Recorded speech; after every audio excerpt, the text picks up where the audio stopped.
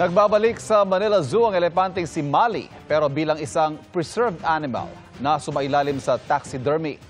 Nakatutok si Katrina Son.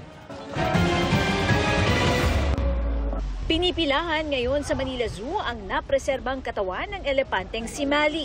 Karamihan talagang natuwa raw sa pagbabalik ng elepante sa naging tirahan nito ng mahabang taon. Masaya pa rin po. Kasi nandiyan po, nakikita pa rin po namin siya.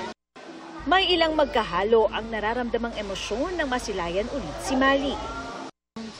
Masaya na mixed reactions. Masaya na medyo malungkot.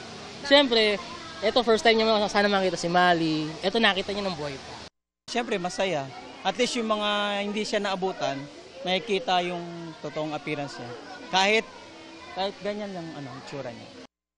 Ito na ngayon ang elepanteng si Mali matapos siyang sumailalim sa taxidermy o matapos siyang ipreserba. At ayon sa doktor na nagpreserba kay Mali, makakabuti raw na huwag itong hawak-hawakan nang sa gayon ay mas tumagal ito.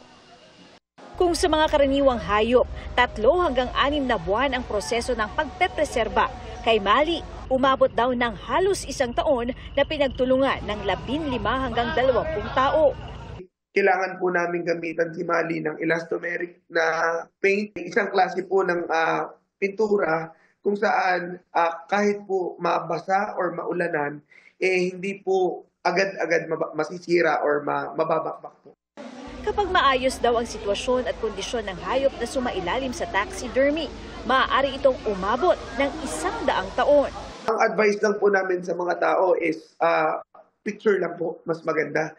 Para sa GMA Integrated News, Katrina Son, nakatutok 24 oras.